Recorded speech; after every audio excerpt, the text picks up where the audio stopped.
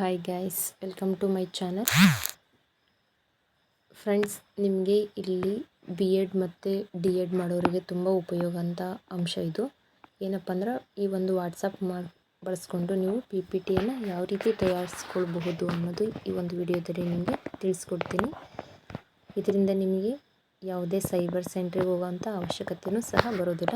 ನೀವೇ ಸುಲಭವಾಗಿ ನಿಮ್ಮ ಒಂದು ಪಿ ಪಿ ಟಿಯನ್ನು ತಯಾರಿಸ್ಕೊಳ್ಬೋದು. ಯಾವ ರೀತಿ ಅಂತ ನೋಡೋಣ. ಓಕೆ, ನೋಡಿ ಫ್ರೆಂಡ್ಸ್, ಫಸ್ಟು ನಿಮ್ಮ ಒಂದು ಗೂಗಲನ್ನು ಕ್ಲಿಕ್ ಮಾಡಿಕೊಂಡು ನೆಕ್ಸ್ಟ್ ಏನಪ್ಪ ಅಂದರೆ ಅದನ್ನ ಸರ್ಚ್ ಮಾಡ್ಕೋಬೇಕು.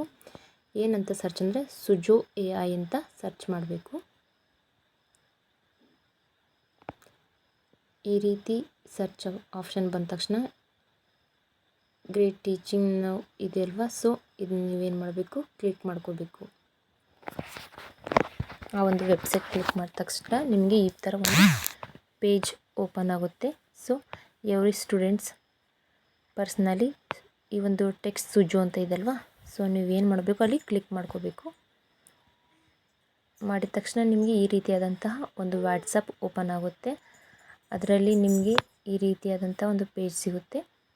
ಸೊ ನೀವೇನು ಮಾಡ್ಬೋದು, ಒಂದು ಮೆಸೇಜ್ ಯಾವುದಾದ್ರು ಕ್ಲಿಕ್ ಮಾಡ್ಬೋದು, ಅವ್ರು ರಿಪ್ಲೈ ಮಾಡ್ತಾರೆ.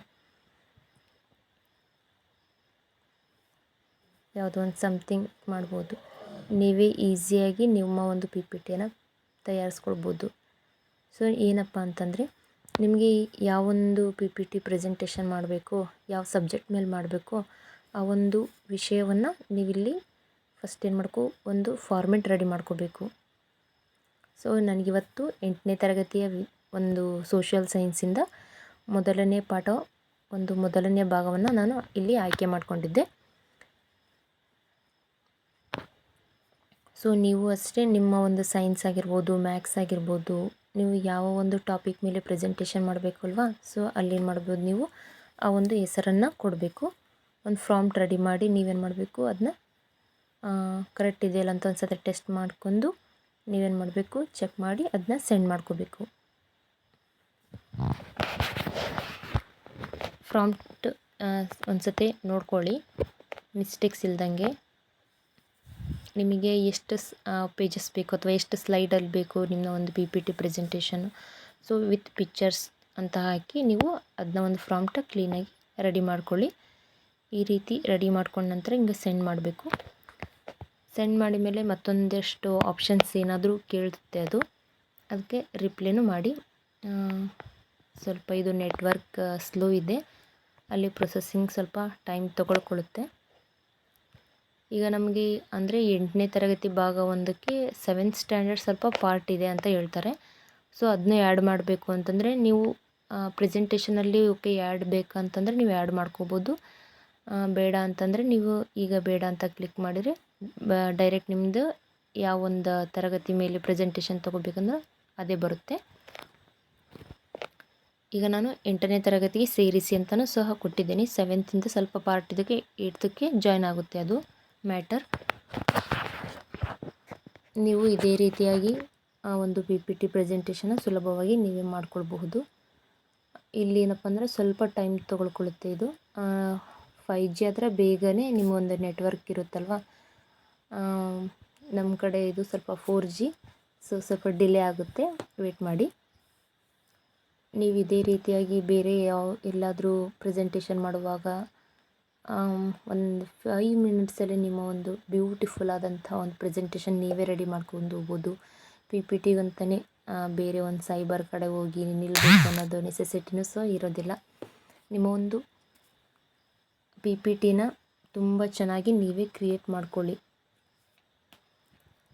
ಅಮೌಂಟು ಉಳಿಯುತ್ತೆ. ಈ ಬಿ ಎಡ್ ಡಿ ಎಡ್ ಅವ್ರಿಗಂತೂ ಪಿ ಪಿ ಟಿ ಪ್ರೆಸೆಂಟೇಷನ್ ಅಂತಲೇ ನಿಮಗೆ 2nd ಸೆಮ್ ಮತ್ತು 4th ಸೆಮಿಸ್ಟರಲ್ಲಿ ನಿಮ್ಮ ಒಂದು ಬಿ ಎಡ್ ಅವರಿಗೆ ಸಂಬಂಧಪಟ್ಟಂಥದ್ದೇ ಪಿ ಪಿ ಟಿ ಪ್ರೆಸೆಂಟೇಷನ್ನಲ್ಲಿ ಇರುತ್ತೆ ಅಲ್ವಾ.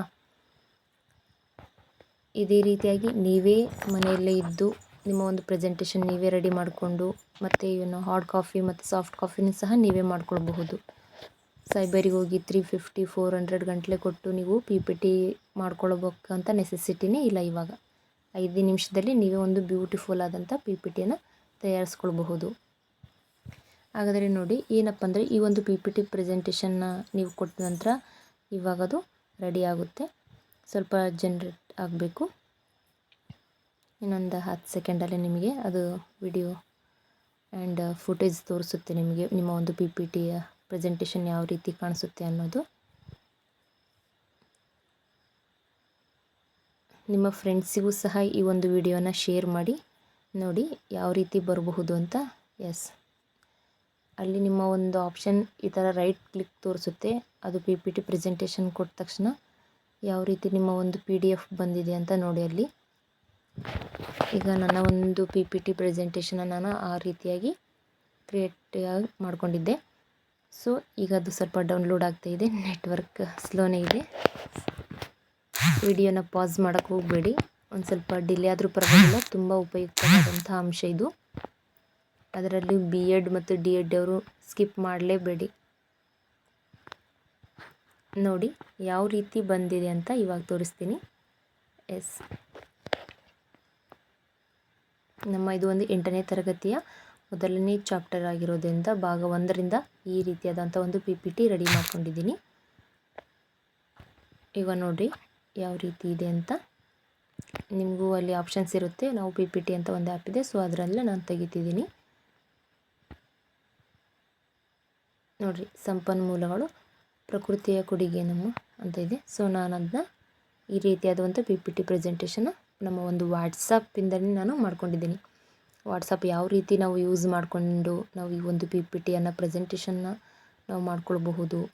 ವಿತಿನ್ 5 ಮಿನಿಟ್ಸಲ್ಲೇ ಬೇಗನೆ ನಾವು ಯಾವುದೇ ನಾವು ಕೂತ್ಕೊಂಡು ಸೈಬರಲ್ಲಿ ಹೋಗಿ ಕ್ಲಿಕ್ ಮಾಡಿ ಟೈಪ್ ಮಾಡಿ ತಗೊಂಡು ಮ್ಯಾಟರ್ ಹಾಕೊಳ್ಳೋ ನೆಸೆಸಿಟಿನೇ ಇಲ್ಲ. ನಮ್ಮ ಮೊಬೈಲಲ್ಲೇ 5 ನಿಮಿಷದಲ್ಲಿ ಒಂದು ಬ್ಯೂಟಿಫುಲ್ ಆದಂಥ ಒಂದು PPT ಪ್ರೆಸೆಂಟೇಷನ್ನ ನಾವು ತೆಗಿಬಹುದು. ಮತ್ತು ಮಕ್ಕಳಿಗೂ ಸಹ ಒಂದು ಆಕರ್ಷಕವಾದಂತಹ ಒಂದು ಸ್ಲೈಡನ್ನು ನಾವು ಶೋ ಮಾಡಿ ವಿತ್ ಅದರ ಮ್ಯಾಟರ್ನ ನಾವು ಎಕ್ಸ್ಪ್ಲೇನ್ ಮಾಡಬಹುದು ಅಲ್ವಾ. ಈ ಮಾಹಿತಿ ನಿಮಗೆ ಇಷ್ಟ ಆದರೆ ನಿಮ್ಮ ಫ್ರೆಂಡ್ಸ್ಗೂ ಸಹ ಶೇರ್ ಮಾಡಿ. ಅದೇ ರೀತಿಯಾಗಿ ನಮ್ಮ ಒಂದು ಚಾನಲನ್ನು ಸಬ್ಸ್ಕ್ರೈಬ್ ಮಾಡ್ಕೊಳ್ಳಿ. ಮತ್ತು ನಿಮಗೆ ಇದೇ ರೀತಿಯಾಗಿ ಈ B.Ed ಅವರಿಗೆ ಕೊನೆಯಲ್ಲಿ ಮಕ್ಕಳಿಗೆ ವರ್ಕ್ಶೀಟನ್ನು ನೀವು ಆ್ಯಡ್ ಮಾಡಲೇಬೇಕಾಗುತ್ತೆ.